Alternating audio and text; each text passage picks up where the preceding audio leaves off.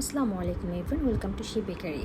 আজকে আমি একটি চকলেট কেক বানাচ্ছি 1 পাউন্ডের। তো সাথে সাথে আপনাদের সাথে একটি কথা শেয়ার করি চকলেটের ইস্যু বিষয়ে। আসলে চকলেট কিন্তু অনেক কোয়ালিটির আছে, লো কোয়ালিটির আছে, মিড কোয়ালিটির আছে এবং হাই কোয়ালিটির আছে। তো আমি পার্সোনালি সবসময় হাই কোয়ালিটি মেনটেনেন্স করতে পছন্দ করি, কারণ আমি সবসময় প্রেফার করি আমার ক্লায়েন্টকে বেস্টটা দেওয়ার জন্য। সেক্ষেত্রে আমরা কিন্তু আপনার ভ্যান হার্টেন আর বার্লিসের চকলেট ইউজ করে থাকি। আমরা কখনোই আমাদের চকলেটে আপনার ব্লুবেল চকলেটটা কখনোই ইউজ করি না। তার সাথে আরেকটা কথা যে চকলেট ইমালশন যেটা আছে, অনেকেই আপনি দেখবেন যে আপনার চকলেট ক্রিমের মধ্যে চকলেট ইমালশন ফার্স্টে ইউজ করে অ্যান্ড দেন চকলেট লেয়ারে আপনার ব্লুবেল চকলেটটা দিচ্ছে। সেই ক্ষেত্রে জিনিসটা আমার কাছে একদমই পছন্দ না। এটা যার যার পার্সোনাল ইস্যু, যার পার্সোনাল বানায়।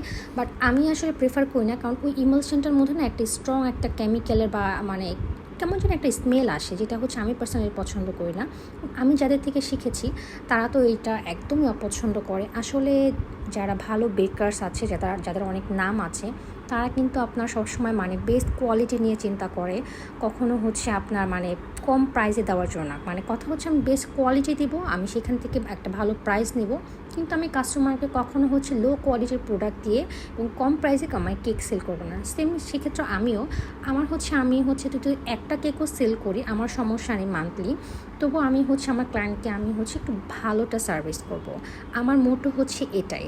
আসলে বেশি সেল করে একটু নর্মাল কোয়ালিটির কেক প্রোভাইড করে আমি এটা পছন্দ করি না। বিজনেসে এথিক্স থাকা খুবই প্রয়োজন। এই যে আপু আমাকে যে থিমটা দিয়েছিল, এই থিমে কেকটা আমার রেডি হয়ে গেছে।